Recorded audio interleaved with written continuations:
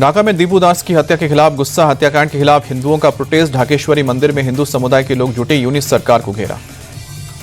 ढाका में दीपू दास पर हुए हमले का नया वीडियो भी सामने आया। भीड़ ने फैक्ट्री से खींचकर दीपू को निकाला।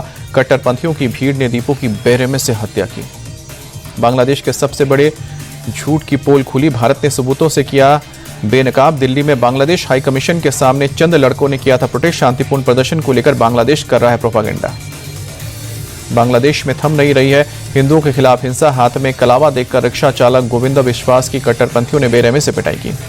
कट्टरपंथियों की भीड़ ने गोविंद विश्वास पर भारत का जासूस होने का आरोप लगाया। बड़ी मुश्किल से पुलिस ने घायल विश्वास को रेस्क्यू किया। बांग्लादेश में हिंसा के बाद भारत का बड़ा फैसला। चिटागोंग में भारत ने वीजा सेंटर सस्पेंड किया। अगले आदेश तक चिटागोंग में वीजा सेंटर सस्पेंड। बांग्लादेश में जारी राजनीतिक उथल पुथल के बीच शेख हसीना का पहला इंटरव्यू सामने आया। न्यूज एजेंसी एएनआई को ईमेल के जरिए दिए इंटरव्यू में अपने खिलाफ आईटीसी के फैसले को बताया गलत। शेख हसीना बोली, फैसले का न्याय से कोई लेना देना नहीं है, ये पूरी तरह से राजनीतिक दुश्मनी का मामला है। बदले की भावना से कार्रवाई हुई है। मानवता के खिलाफ मामले में आईटीसी ने सुनाई थी मौत की सजा। बांग्लादेश में होने वाले चुनाव को लेकर हसीना बोली, आवामी लीग के बिना चुनाव नहीं होगा, बल्कि ये राज्याभिषेक होगा। ऐसे चुनाव से बनने वाली सरकार में शासन करने का नैतिक अधिकार नहीं होगा। बांग्लादेश वापस लौटने के सवाल पर शेख हसीना बोली, जब बांग्लादेश में एक वैध सरकार और एक स्वतंत्र न्यायपालिका होगी तब मैं खुशी खुशी अपने वतन लौट जाऊंगी। शेख हसीना ने यूनिस सरकार पर चरमपंथियों को बढ़ावा देने का आरोप लगाया। कहा कि यूनिस ने चरमपंथियों को कैबिनेट पदों पर बिठाया, आतंकवादियों को जेल से रिहा किया। ये लोग संस्थान को अंदर से कट्टरपंथी बना रहे हैं। उस्मान हादी की मौत पर हसीना बोली, हादी की हत्या दुखद है, ये कानून व्यवस्था की कमी को दर्शाता है। ऐसी हिंसा बांग्लादेश को अंदर से अस्थिर करती है।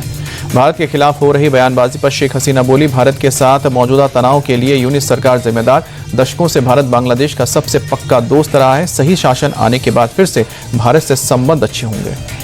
पूर्वोत्तर और चिकन नेक कॉरिडोर को लेकर बयानबाजी पर शेख हसीना की तीखी प्रतिक्रिया। कहा कि ऐसे बयान खतरनाक और गैर जिम्मेदाराना, ये यूनिस सरकार में बढ़ते कट्टरपंथी प्रभाव को दर्शाता है।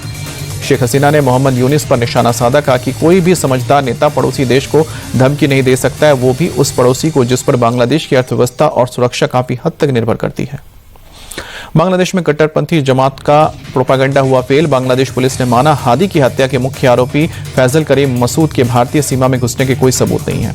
बांग्लादेश के एडिशनल आईजी के मुताबिक मुख्य संदिग्ध फैसल करीम मसूद के अंतिम ठिकाने के बारे में अभी पक्की जानकारी नहीं है। कहा कि अपराधी अक्सर अपने ठिकाने की फैलाते हैं अफवाह। आईजी रफीकुल इस्लाम ने उस्मान हादी की हत्या में किसी राजनीतिक दल के जुड़े होने के सबूत मिलने से इनकार किया। कहा कि सटीक आंकड़े जुटाने की कोशिश जारी है।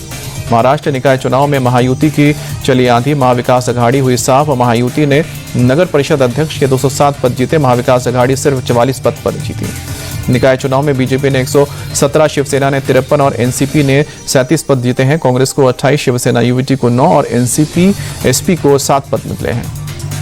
महाराष्ट्र स्थानीय निकाय चुनाव में महायुति की बम्पर जीत पर पीएम मोदी ने की बधाई। ट्वीट करके लिखा, महाराष्ट्र विकास के साथ मजबूती से खड़ा।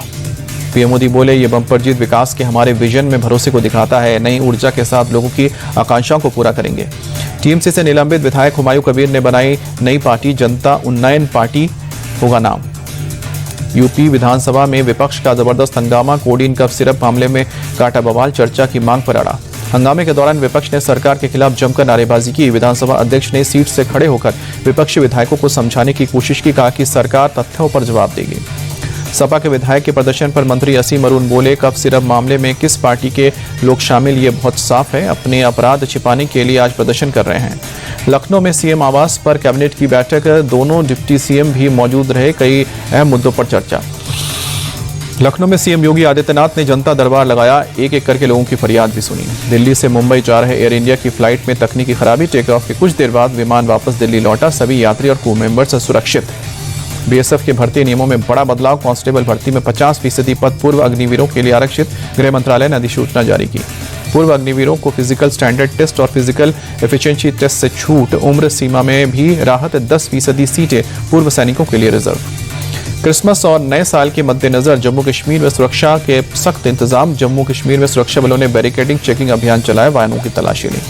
लखनऊ में गुलदाउदी और कोलियस के फूलों की प्रदर्शनी, रंग बिरंगे फूलों से गुलजार हुआ एनबीआरआई का सेंट्रल लॉन। कड़ाके की ठंड के बीच अयोध्या में उमड़ रहा है भक्तों का सैलाब। मां रामला रामलला के दर्शन के लिए मंदिर में श्रद्धालुओं की लंबी कतार लगी।